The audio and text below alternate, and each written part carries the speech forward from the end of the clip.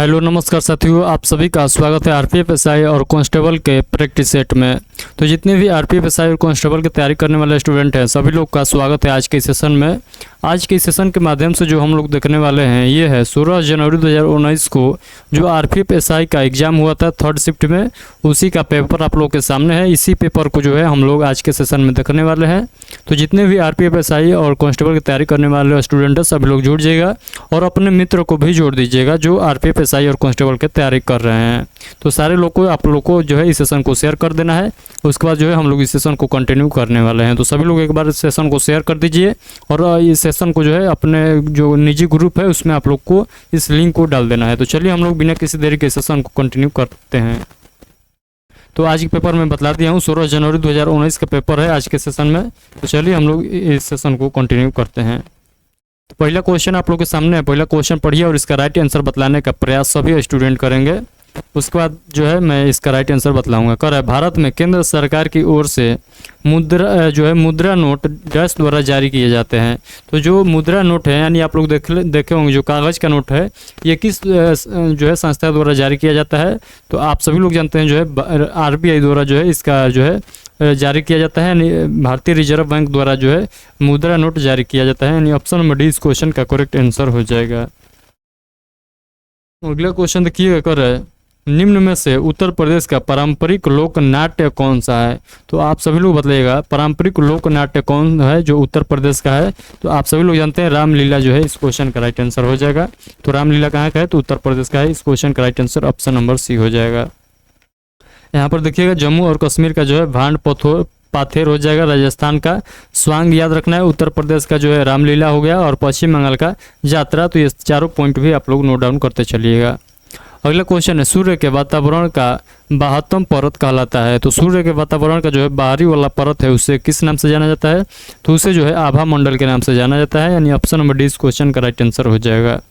उसके बाद अगला क्वेश्चन पर देखिएगा, कर है स्वदेशी खेल जो है सिलाम्बम है इसका उद्घाटन जो है उद्भव जो है निम्न में से किस राज्य में हुआ है। तो आप सभी लोग बताइएगा।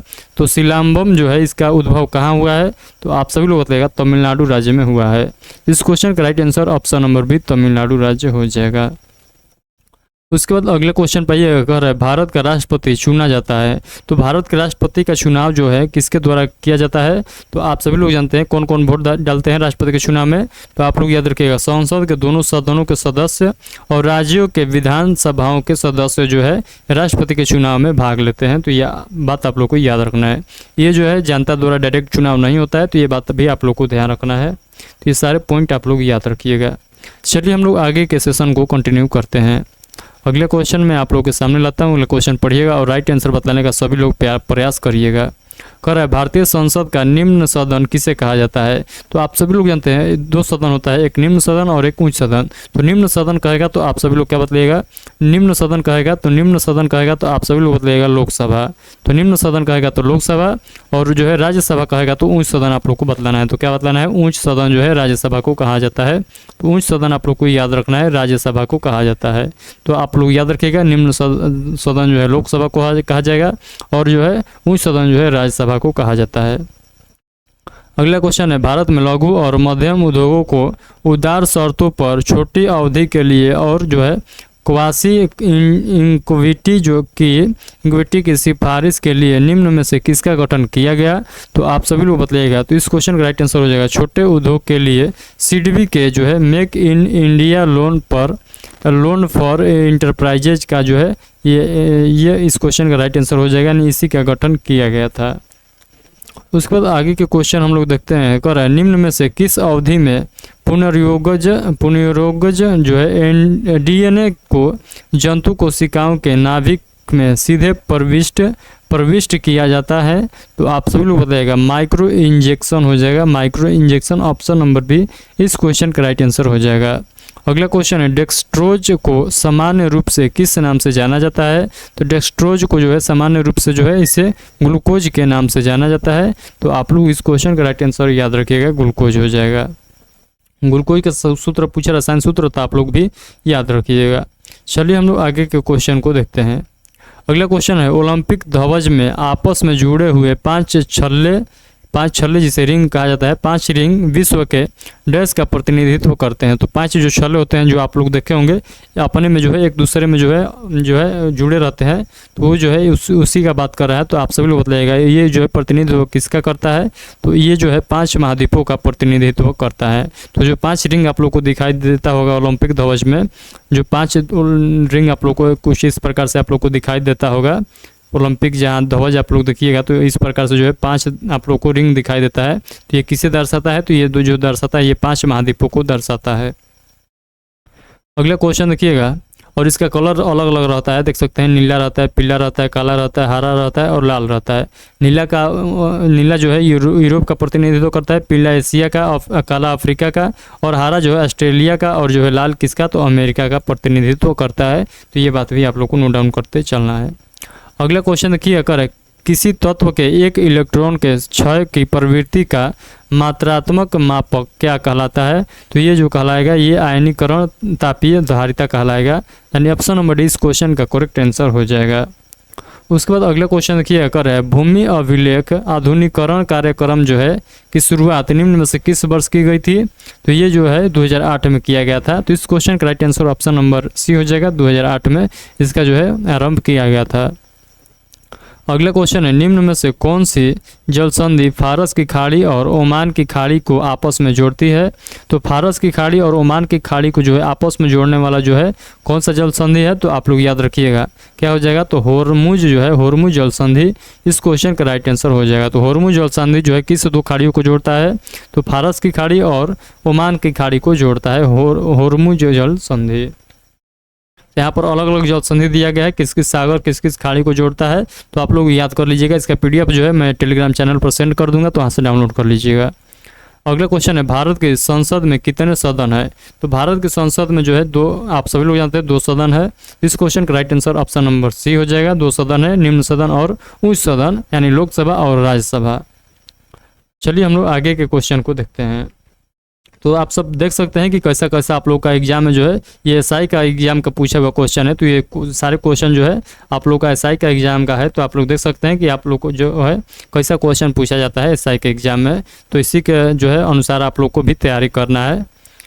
अगले क्वेश्चन है, महानदी और कृष्ण नदियों के बीच की तटीय मैदान कहलाते हैं, तो महानदी और कृष्णा नदी के बीच के तटीय मैदान को क्या कहा जाता है, तो ये उत्तरी वृत्त कहा जाता है। यानी ऑप्शन नंबर ए इस क्वेश्चन का राइट आंसर हो जाएगा।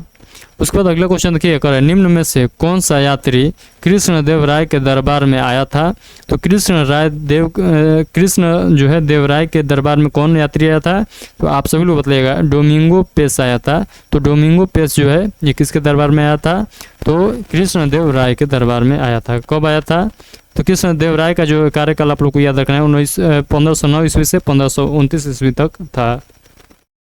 चलिए हम लोग आगे के क्वेश्चन देखते हैं। भारत में पहली बार क्षेत्रीय ग्रामीण बैंक डैश में खोले गए, तो भारत में जो है पहली बार जो है क्षेत्रीय ग्रामीण बैंक जो है किस ईस्वी में खोला गया था, तो 1975 ईस्वी में खोला गया था। तो 1975 ईस्वी में जो है क्षेत्रीय ग्रामीण बैंक सबसे पहले खोला गया था। उसके बाद अगला क्वेश्चन देखिए, कर है मैगीनॉट रेखा डैश के मध्य की सीमा रेखा है, तो मैगीनॉट रेखा जो है ये फ्रांस और जर्मनी के बीच के सीमा रेखा का नाम है। तो मैगीनॉट रेखा आप लोग को नाम याद रखना है, फ्रांस और जर्मनी के बीच के सीमा रेखा का नाम है। अगला क्वेश्चन देखिएगा, तीस्ता नदी की सहायक नदी निम्न में से कौन सी है, तो तीस्ता नदी की सहायक नदी के नाम बतलाना है आप लोग का, तो आप लोग बतलाइएगा। तो तीस्ता नदी की सहायक नदी जो है ये हो जाएगी रंगित नदी, तो रंगित नदी जो हो जाएगी ये तीस्ता नदी की सहायक नदी है।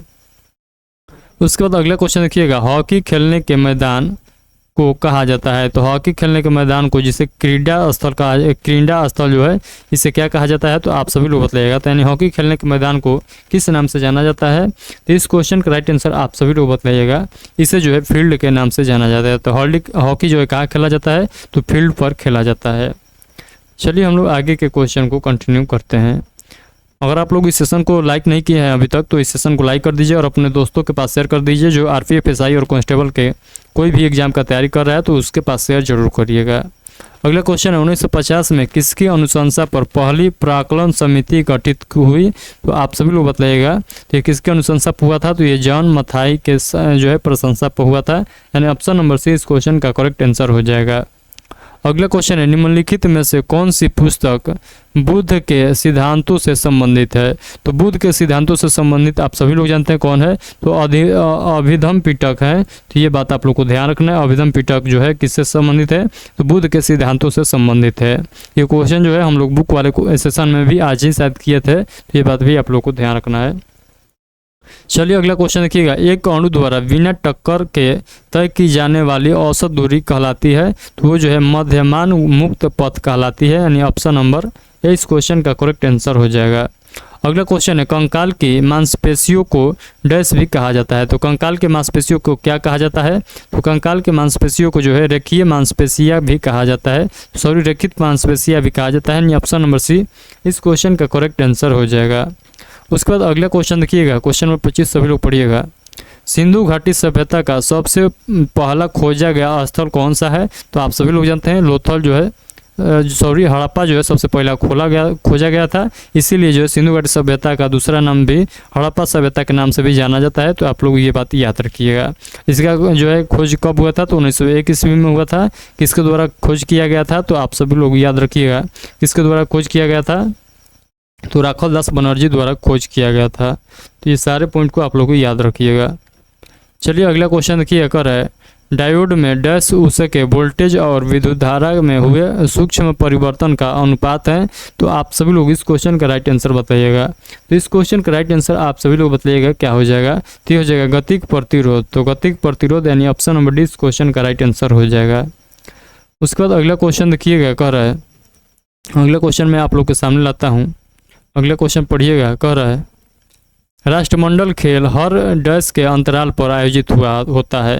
तो राष्ट्रमंडल जो खेल होता है कितने वर्ष के अंतराल पर आयोजित होता है? तो ये 4 वर्षों के अंतराल पर जो है राष्ट्रमंडल खेल का आयोजन होता है, यानी ऑप्शन नंबर सी इस क्वेश्चन का करेक्ट आंसर हो जाएगा।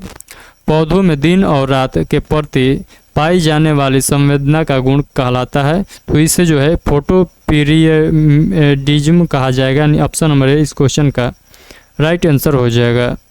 सर्वोच्च न्यायालय के जज को अपदस्थ करने का प्रावधान किस अधिनियम के अंतर्गत किया गया?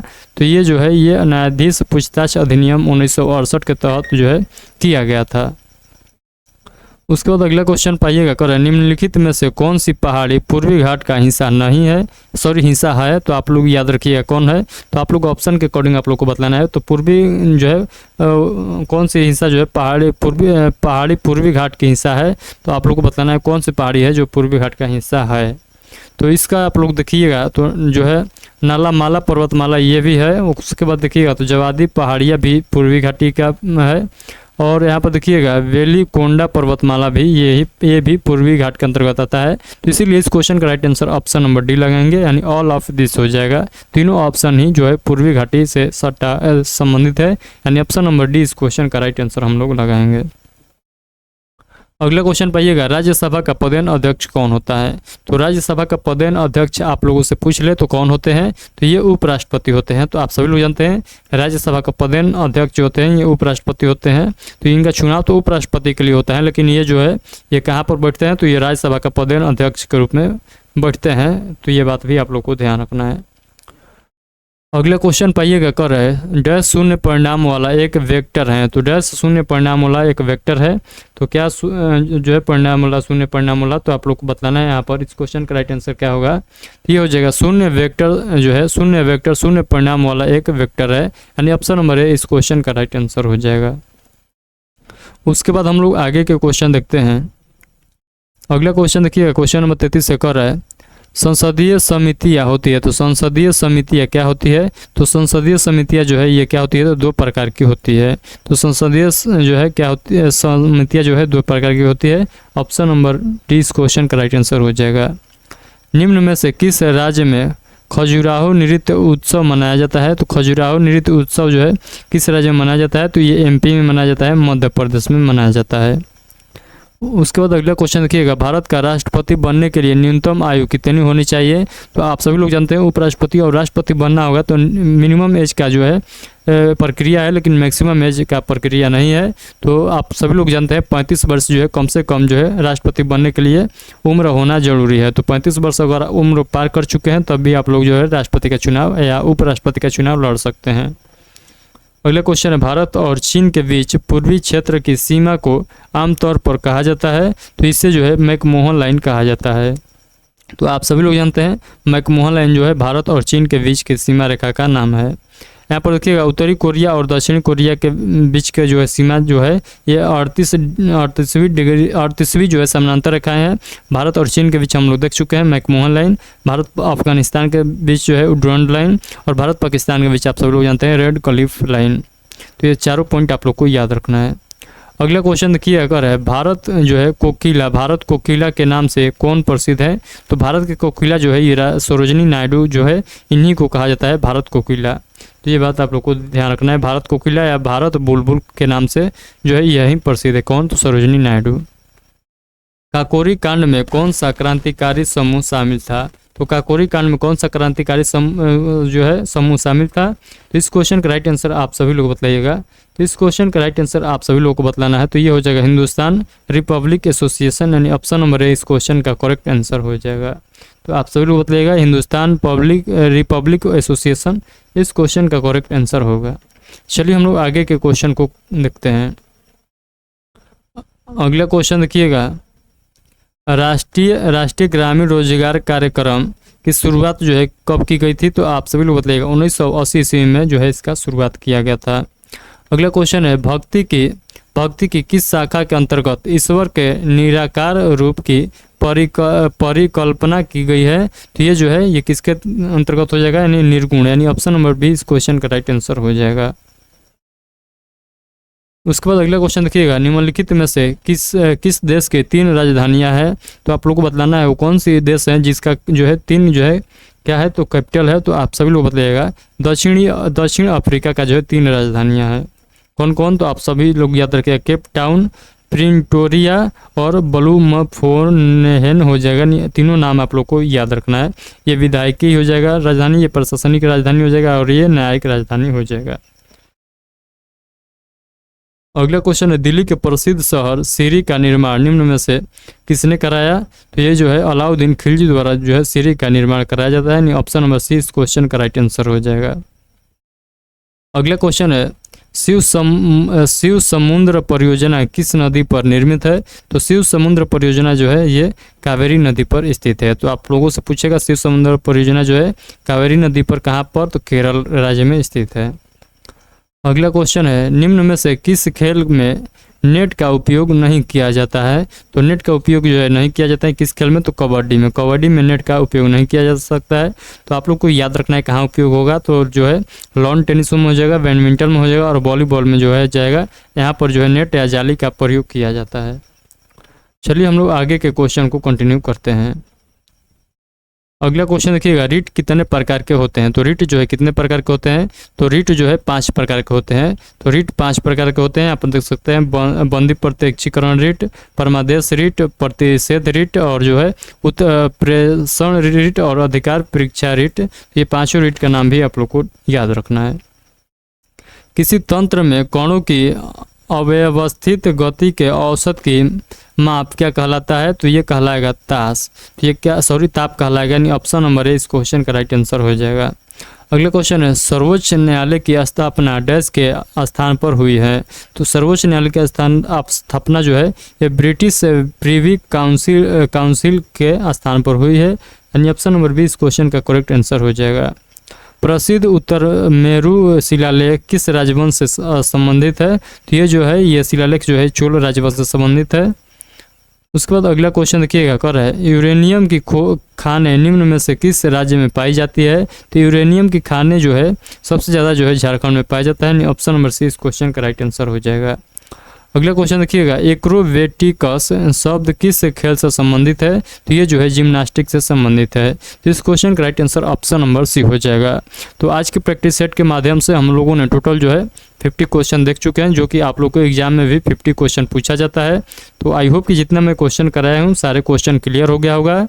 तो अगर कोई भी डाउट रह जाता है तो आप लोग जो है इस वीडियो के कमेंट बॉक्स के माध्यम से पूछिएगा, मैं उसका रिप्लाई जरूर दूंगा। तो अगर आप लोग चाहते हैं इसका PDF कंप्लीट जो है प्रैक्टिस सेट का PDF डाउनलोड करना, तो आप लोग ये हमारे टेलीग्राम चैनल को ज्वाइन कर लीजिएगा। टेलीग्राम चैनल का लिंक जो है मैं इस वीडियो के डिस्क्रिप्शन बॉक्स में डलवा दूंगा, तो वहाँ से ज्वाइन हो जाइएगा और वहाँ से इसका PDF डाउनलोड कर लीजिएगा। इस पीडीएफ में जो है आप लोग को मैथ का क्वेश्चन भी देखने को मिलेगा और रीजनिंग का क्वेश्चन भी आप लोग को देखने को मिलेगा। तो ये पूरा कंप्लीट आप लोगों का प्रैक्टिस सेट के रूप में जो है आप लोग को मिल जाएगा। तो अगर आप लोग चाहते हैं मैथ और रीजनिंग का भी जो है पर डे प्रैक्टिस सेट लगाना, तो आप लोग अपने से डाउनलोड करके जो है इस प्रैक्टिस सेट को आप लोग लगा लीजिएगा। तो चलिए आज के लिए इतना ही रखते हैं। आई होप कि सभी लोग एक बार जो है वीडियो को लाइक कर दिए होंगे, और अभी तक लाइक नहीं किए हैं तो सभी लोग लाइक कर दीजिए और अपने दोस्तों के पास एक बार शेयर कर दीजिएगा। चलिए आज के लिए इतना ही रखते हैं, तब तक के लिए आप सभी को take care, thank you, bye bye.